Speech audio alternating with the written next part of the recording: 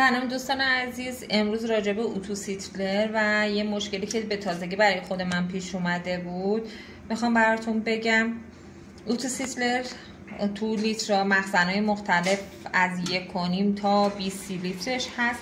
این اتویی که الان دارید می‌بینید مخزن 3.5 و دیگه خدمت شما عرض کنم. حالا دوستایی که نمیدونم با این دگمه بخار میده درجهش روی خود این قسمته که هر چقدر بخواید از بخار بیشتری داشته باشه میاد به سمت فلش بازتر، بخار نخواهید بده میره به سمت پایین. لوله های نسوس داره، سیم نسوس داره.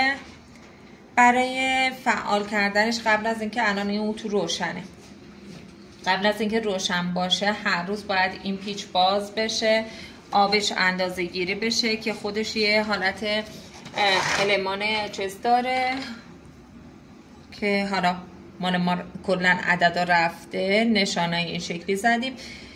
در رو که باز کردیم وارد مخزن میکنید، 60 رو میذارید میارید بیرون، میبینید چقدر آب داره.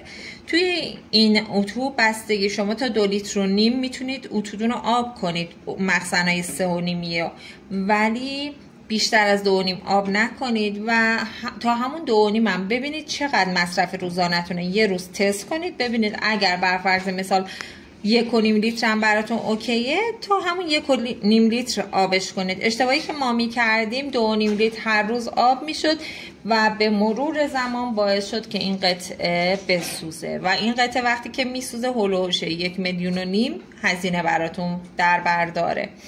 چه اتفاقی میفته وقتی این قطعه می سوزه؟ که اصل صحبت من امروز با شما اینه که شما میبینید از کنار این دری بخار همینجوری میاد بالا، مثل اینکه از زیر زمانی که اینو دارید میزنید بخار میاد، به همین شدت از کنار این پیچ بخار میزنه بالا و این عقربه از وسط به سمت این طرف میره. هرچی شما دگمه رو خاموش میکنید این عقربه بر نمیگرده و این بخار قطع نمیشه تا شما مجبور میشید هی دگمه قرمز رو بزنید تخلیه بخار کنید.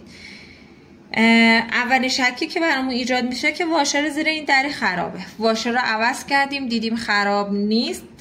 با تعمیرکار که صحبت کردم گویا این قطعه کلا خراب شده و این قطعه کارش اینه که وقتی حجم بخار داخل مخزن بالا میره میاد چیکار میکنه؟ تنظیم میکنه، قطع میکنه برقو تا این دوباره برگرده به حالت نرمالش و بعد از اینکه شما استفاده اوکی دونو کردید از بخار اتو و حجم بخار داخل مخزن کم شد میاد دوباره خودکار فعال میکنه برقو که دوباره بخار شما به حد نصاب برسه.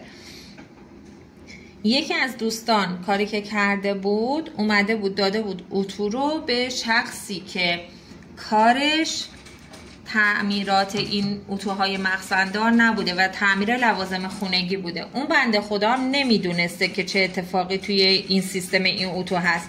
میاد این دریو با دری یه بخارشویی که داشته عوض میکنه، صفر میبنده، میگه خب ببین تست کن دیگه عقربم بالا میره بخاری از زیر این در نمیزنه بیرون و همکار ما اتو رو میاره توی کارگاه آب میکنه، شروع به کار میکنه که باعث انفجار داخل مخزن میشه.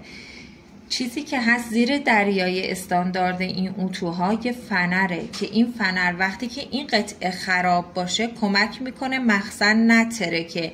این فنر زیر این قسمت آزاد میشه و بخار رو میده بیرون و باعث میشه که اگه این قطعه خرابه این بخار از اینجا بزنه بیرون و شما متوجه بشید که قطعه داخلی دستگاهتون خرابه. اینو خیلی دقت کنید بچه ها، نرید پیچ رو عوض کنید یه پیچ دیگه ای در یه دیگه ای بذارید که باعث انفجار مخزن میشه. اینو خیلی دقت کنید. کلا اتوهای سیتلرمون فعلا اتوهای خیلی خوبی هستن، مشکلی نداریم، ولی خب میگم من این مشکلی که باش جدیدن پیدا کردم دیدم که خب نه، با یه تعمیرکار رفتن و اینکه اطلاعات داشته باشید میدونید که این الان اتو احتیاج به تعمیرکار داره. امیدوارم که این آموزش هم براتون خوب باشه. حالا اگر چیز دیگه ای من در حین کار بهش برخورد کردم حتما پست و ویدیوشو براتون میذارم. ممنون. سابسکرایب یادتون نره.